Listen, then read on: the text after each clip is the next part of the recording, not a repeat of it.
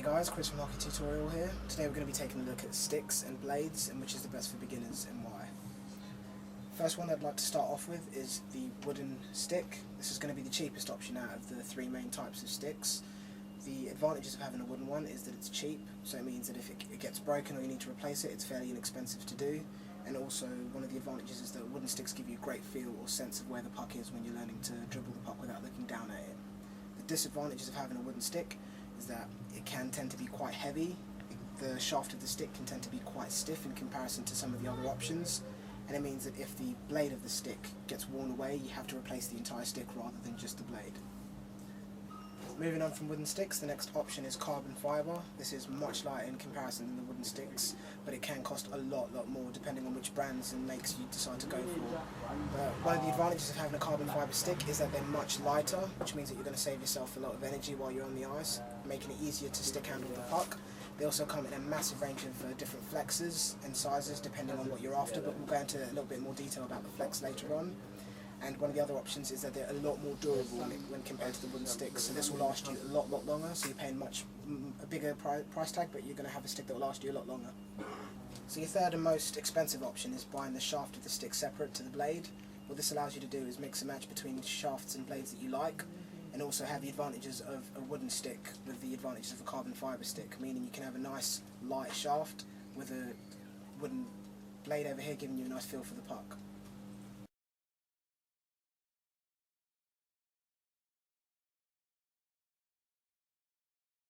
So in this part of the tutorial we're just going to look at the different varieties of stick blade shapes and curvatures and just talk a little bit about them.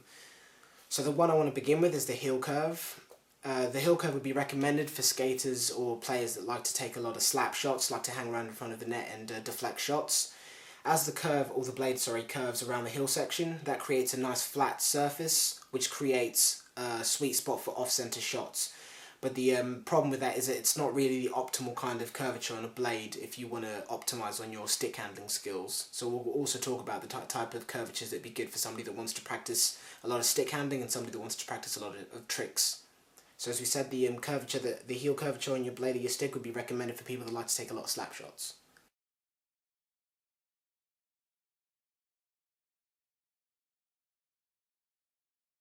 So what the mid-curve offers you, an example of that would be one of these over here. The mid-curve offers you, it's your all-round performance kind of curvature. It's good for a little bit of everything, so you can use your mid-curve, your backhands won't suffer. You can use this for backhands, slap shots, a little bit of tricks and puck control, stick handling as well.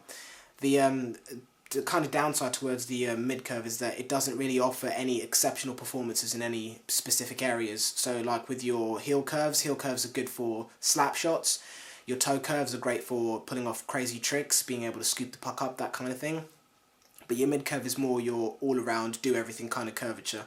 So this would be the kind of curvature that we'd recommend for beginners, as you can get a feel for stick handling, slap shots, your backhands. It's the all-arounder, so this would be the one that we'd recommend for beginners to start off with, as you can do a little bit of everything.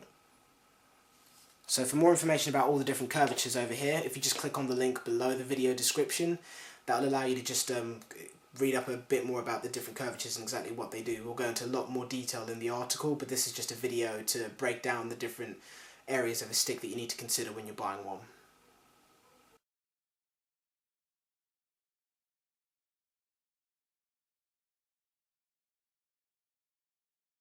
So the next curve we're going to move on to is the toe curve. If I just move these up, grab an example of that. Hopefully you'll be able to see this from the camera over here. That's probably the best I could do. You should be able to see that around the toe section. Over here is pretty straight and flat, but over here you can see it starts to curve out. Now with the toe curve, if you're one of the skaters that wants to practice being able to scoop the puck up, do a lot of tricks, the toe curve is going to be the kind of curvature that you want to go for. It allows you to cup the puck a lot better to be able to get exceptional control with the puck while you're doing tricks with it, so it'd be a good one to go for. But the things that will suffer, if you prefer to go for sticks that have quite a strong toe curve, is things like your backhand and also your slap shots aren't really going to benefit from having a very strong toe curve. But as you can see with this example I have for you over here, this is quite a mild curve. It's not too much of an exaggerated curve, but that just gives you an idea to what you're going to get if you go for a toe curve.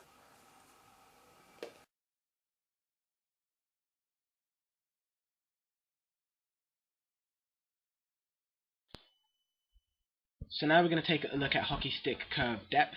So not only can you get your stick blade at different curvatures, you can get those curvatures at different depths. So what we'll do is split the different areas into three main sections. You have a slight curve depth, you have a deep curve depth, and a moderate curve depth.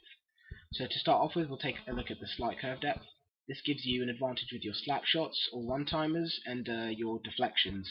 You can also practice backhands very well with the slight curve depth, as it has a very large and flat surface area of the stick's blade.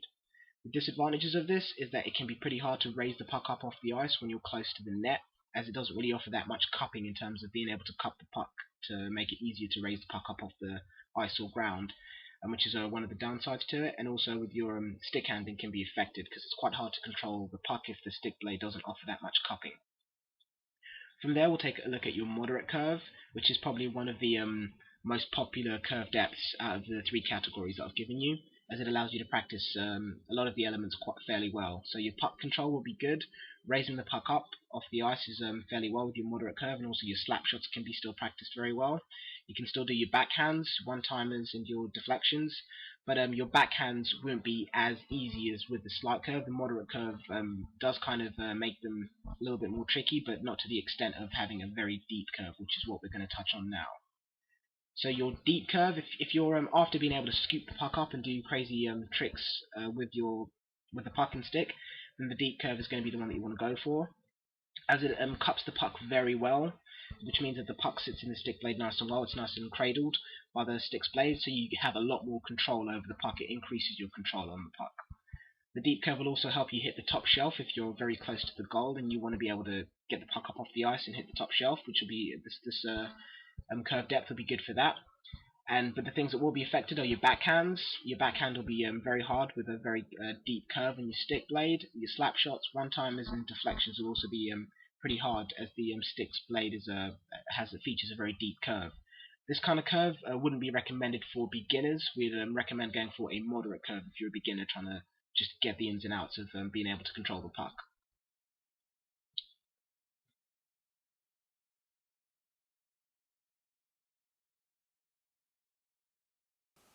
So the next part of the tutorial over here, we're just taking a look at the different kind of faces that you get on the stick blades. So you can see this one over here is fairly closed. It's almost in a lying down position over there. So this is what would be referred to as a closed face. A closed face will help you get a lot more control of the puck. You'll be able to keep the puck low if you're going to be taking shots from a long distance. The closed face will also help you with your stick handling and backhand sort of shots, due to the kind of angle of the stick blade over there. So if I put that one to the side, over here, the one on my right hand side over here, this one here, you can see it's quite open, quite lined like that. This is the area of the stick blade over there.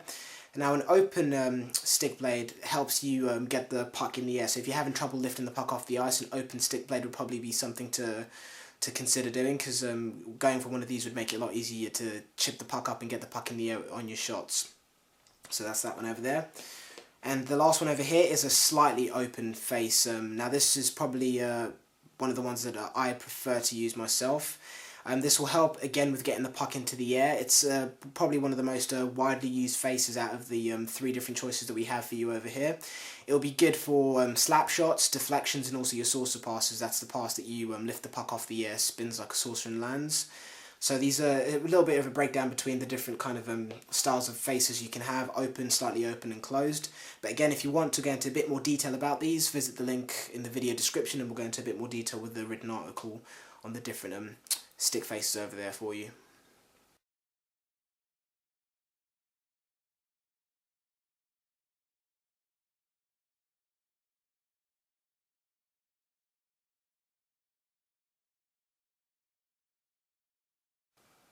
So one of the final points I wanted to touch on is something called lie. That's L-I-E. And what that refers to is the position or how your stick blade lies on the ice. So you can see this example over here. Pretty much all of the stick blade is on the ice. If you have a high lie, your stick blade will be like that, where it's mostly the heel section. And the problem with this is that if you receive a pass, the puck could slide right underneath that. Whereas if you have too much of a low lie, again, it will be most of your toe that will be coming in contact with the ice, leaving this section over here again for the puck to go underneath, and that will affect your slap shot, your stick handling, all of these different aspects of your game will be affected if you have the wrong lie. So again, this would be kind of like a mid-lie. This would be what you want. You want to have the majority of the stick blade on the ice so you can take full advantage of your stick handling and your slap shots and things like that. So if you want to find out what kind of a lie you have, just lift your stick up and take a look at the tape or the grip tape at the bottom of your stick. If it's worn away at the heel, you know that maybe your lie is a little bit too high, so it's mostly the heel that's coming in contact with the ice. If your lie is too low, then it will be the toe section over here that will have the most wear. So the grip tape at the bottom of your stick, the toe section has too much wear, then you know that your lie is too low. You want to be able to have a pretty much an even amount of wear at the base of the stick blade just to indicate that you have the correct lie. But again, as we said, you want most of the stick blades to contact the ice so you can get full advantage and play right. But as we said once more time, if you want a lot more information about this, just visit the link in the video description and we'll go into more detail about this in our written tutorial of this stick blade guide.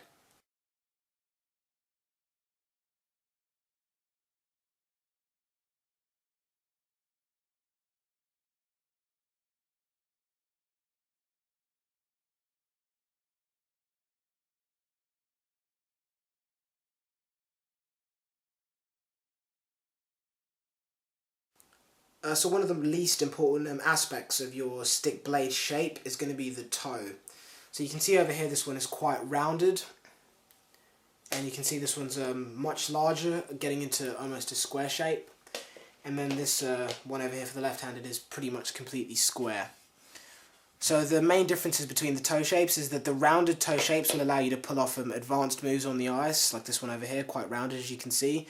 As we said, this will allow you to pull off advanced moves on the ice and also get good control of the puck. Whereas the more square toe shapes over here give you a much bigger surface area, which makes it easier to receive passes and take slap shots and collect the puck off the boards. You'll normally find your defense guys will have these kind of sticks, whereas your forwards will have these kind of sticks. But again, as we said, this is probably one of the least important areas of the stick. It's getting the curvature right that's going to be important for you, and also what kind of a open or closed position of the blade you have. This isn't too important. Once you decide what kind of position you're going to play, this will be one of the aspects that you look at. But again, if you want more information, please visit the link in the video description and we'll go into a lot more detail about these different aspects with our written version of this tutorial.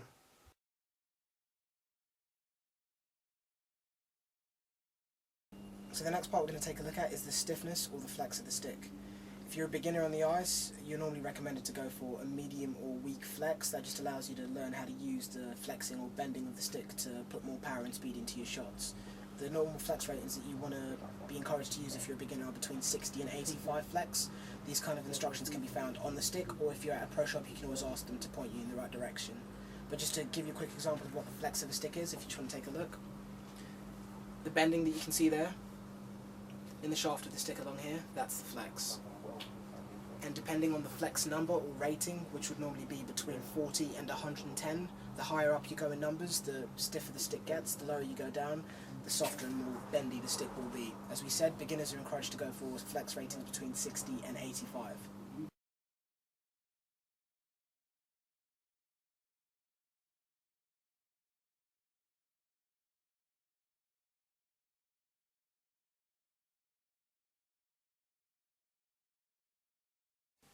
So this is the kind of position that you want your stick blade in. Good idea to have it just between your legs. You can see that the stick over here is pretty straight.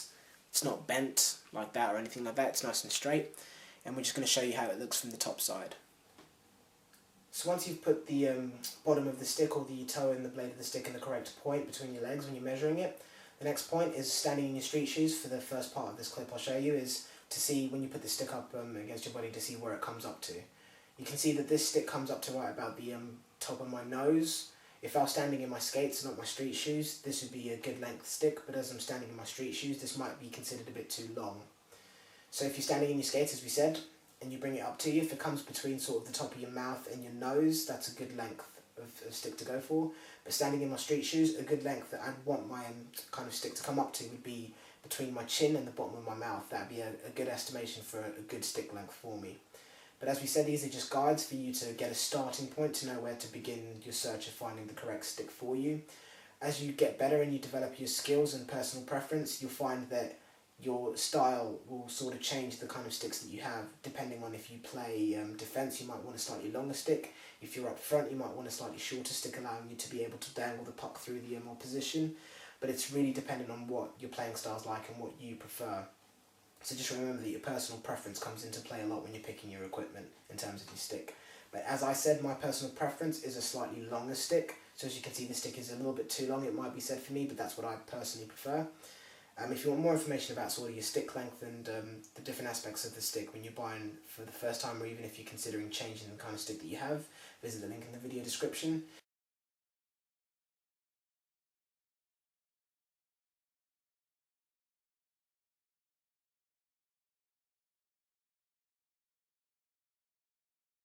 So for the beginners out there that are trying to figure out what stick to go for, we'd personally recommend going for a wooden stick.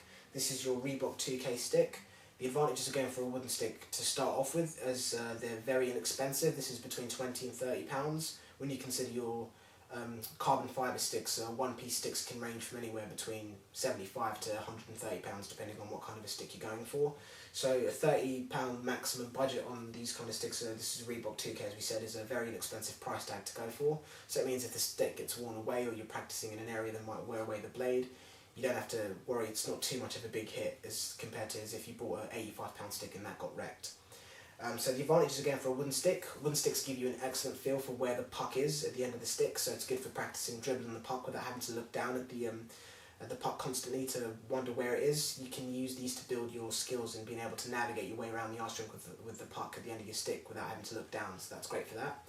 And as we said, you can still practice your slap shots with these sticks, but the only problem with the wooden sticks, as we said, is the durability of them. They don't last as long. Practicing your slap shots will weaken the fibres of the wood, which will eventually lead to the breaking down of the stick. But as we said, it's not going to last long, just something for you to get used to practicing with.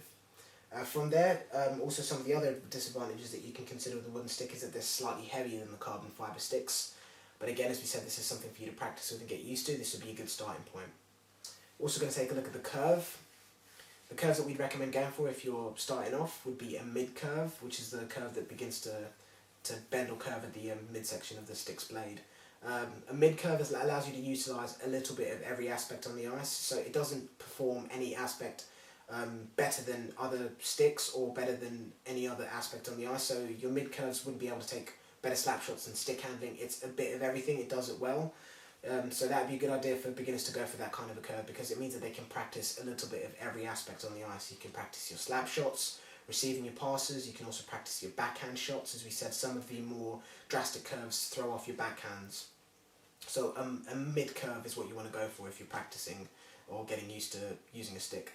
From there, we're also going to take a look at the curve depth. We said that a moderate curve would be good for, the moderate curve depth would be good for beginners, as again it allows you to practice a little bit of every aspect. If you go for too much of a deep curve, you'll have good stick handling skills or be able to cup the puck a lot better, leading to being able to control the puck a bit better, have more control over the puck, but it means that your backhands will suffer and you don't really get a chance to practice your backhands. So I recommend going for a moderate curve depth. And in terms of the face, as we said, that you can get some sticks that have very open faces, where the face is very open. You can have closed faces or slightly open faces, slightly closed faces. We'd recommend going for a slightly open face. Again, same reason, you can practice all of the different techniques and moves on the ice with that kind of a face. So if you want more information about the different aspects of the stick, just visit the link in the video description. And this is Chris from Hockey Tutorial. Take care guys, till next time.